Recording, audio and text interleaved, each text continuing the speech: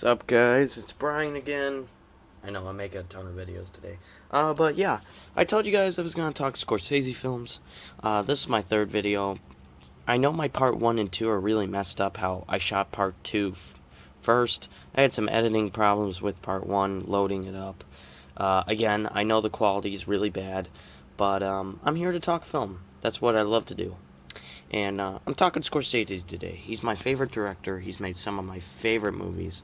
And let's talk about his movies. So I have 1, 2, 3. Let's move my light a little. 1, 2, 3, 4, 5, 6, 7, 8 films of Scorsese's movies. I haven't seen The King of Comedy. I haven't seen what's the name of that movie? Mean Streets. And I'm sure I think he made a couple others. Who's Knocking at My Door, and I haven't seen those. All the movies here I've seen. I've seen Shutter Island too. I have mixed opinions on that movie, so I won't mention that in this video. And just because I'm ranking them does not mean these movies will not get separate reviews eventually. It just means this is the ranking system. 8 being, when I say number 8, it's my least favorite out of all these, and maybe I'll rate it. Maybe I can do that in another video. Yeah, I won't rate it because I'll do separate reviews on these eventually. But I will say, this is my least favorite, and this is my favorite, and so on and so on. Okay, starting with my least favorite. From, we got Casino, The Departed, Goodfellas, Gangs of New York. There's a lot of glare on that. Raging Bull, Taxi Driver, The Aviator, and The Wolf of Wall Street. Which one is my least favorite? Okay. I don't think a lot of people will complain about this one. My least favorite of these is, let's pan up, is The Aviator. For me, this was well acted. It was very well acted. And for that, the movie's great. But I had problems with this movie. It was way too long. This movie was, I think it was like 3 hours. It was close to 3 hours. Very long. And the movie kind of falls apart because it's just nothing happens in it. It's about the life of Howard Hughes, and that's really it. I mean, some of it was interesting, but for me personally, I thought it was well acted, and I found the beginning of this movie where Howard Hughes is trying to make his movie that took him years to make and burned a hole in his pocket for money was the most interesting part about this film. There are some interesting scenes where he's doing weird stuff, but for the most part, this is my least favorite Scorsese movie. Again, this isn't real rewatchable for me. I might watch it in 5 years, and maybe I'll like it because I'll get older. Critics love this movie. IMDb, I think this has a 90 from critics, and I think it has either a 6 or a 7, I think, on IMDb from fans. I'm not a fan of this movie. It was really long. I love Leo. He's a great actor. But not my kind of movie. So moving on from that, we've got these left. And my number 7th least favorite Scorsese film, or the 7th best, or whatever you want to call it, is Gangs of New York. Again, another weaker Scorsese film. Acting, again, is superb.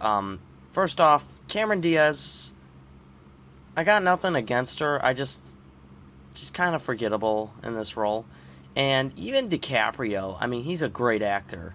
But this movie didn't really show how much of a good actor he is. The real standout in this movie is Daniel Day-Lewis. He steals the show. He's amazing in this film. And he is the reason to watch this movie. It's basically a revenge plot. And I felt like Scorsese had some real downfalls in his career, and he had some real good successes beginning in his career in the 90s, and then in the early 2000s his career kind of fell apart, and then it picked itself back up later on. these two movies are kind of the movies where I went, not the best. So, it's not a bad movie. It's not as bad as Aviator, but I still don't love the movie. It's okay. My sixth favorite or sixth least favorite. Now, from here on out, the rest of these films, I want to point out they're all good movies. None of them would score less than an 8 on my score ranking. The next one's Raging Bull. Now, this is a lot of people's favorite movie. To me, it's probably one of the best acted movies out of all of these. The performance by Robert De Niro, I think, is stronger than Taxi Driver, but I like the other movies in this list better. I have a better time watching Casino, The Departed, Wolf of Wall Street, Goodfellas, and Taxi Driver than I do Raging Bull. Raging Bull is basically the story of a boxer and watching his life basically kind of fall apart. It shows his life at home, and that is kind of the movie. It has a really cool transformation because the movie takes place over time. It's not just set in 1 year or 1 decade. You can see a transformation. This is probably the best performance by De Niro. This or Taxi Driver. I mean, I don't like this as much as some of his other movies, but this is definitely his best performance, I would say. There's so many scenes where he just really gave a good performance. Sorry for the shaky cam. Also, this movie is shot completely in black and white when it was made in the 80s, and it didn't need to be shot in black and white. So, I think the black and white really does work for this movie. The best scenes are just the scenes where he breaks down. De Niro breaks down. And the boxing scenes. Some of them are really brutal for black and white. Just like you can see how brutal they were. Overall, a good movie, good acting. The story for me was kind of slow, but really one of the best acted films. AFI gave this like the number 4th best movie. I disagree with that 100%, but it's still a good film. My 5th favorite, all of these from here on out are favorites. They're all movies I watch more than once a year. I know that sounds a little extreme, but it's true. It's kind of a tie between two, but I'm going with Taxi Driver. This is, again, most people's favorite Scorsese movie. It's this, Raging Bull, or probably the one I'm going to mention. I think Taxi Driver is a great movie. I love it. I love the narration. It's one of Scorsese's best things for his... He's known for his great dialogue, and, like, he does narration in the characters' heads that's genius, and that's why I love Scorsese. This movie's a very good movie. It's very entertaining. I don't want to spoil a single thing. This is a movie you go and watch alone and get all your thoughts together after watching this movie. I love this film. It's different, but I love this movie. I really do love this movie. It's a great film, and definitely one worth owning. So yeah, Taxi Driver. I love this movie. My number 4th best Scorsese movie is Casino.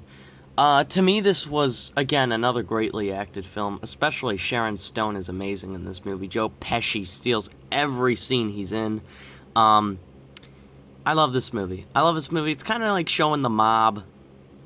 Well, not the whole mob, but it shows two people from, like, New York. And they start off in Vegas. And De Niro's trying to be more legit than Pesci's character, but they're still both kind of crooks. I mean, De Niro, he's running a casino. He's trying to run a business, but at the other, the other part of him, he is doing it. He's doing a legal business, but he's doing it in a way that's illegal. Like, there's a scene where he catches someone cheat, and so he brings the guy to the back and he has some guy smash his hands in. And De Niro's just trying to get as most cash out of people as possible. So he is a crook, but he's not like going out and having people kill people. He's not like he was in Goodfellas. Joe Pesci plays a similar character than he did in Goodfellas, and that's why again this movie's great, because Pesci, to me, he's in a couple good movies, but his performance is by far the best is in Goodfellas and Casino. I like Home Alone too, but these are his standout roles for me. Again, if you've never seen any of these, top 6 movies. Check them all out. They're great. Casino, great movie. I will talk about this probably at a separate time. I love this movie. Really good movie. My number 3 is The Departed. I love The Departed. It's a great movie, and this is actually a remake. Most people know this, though. Internal Affairs was the first movie made in, I think, Hong Kong. I don't know which country it was filmed in, but I believe it is a foreign film. And Scorsese made a remake of it, an American version called The Departed.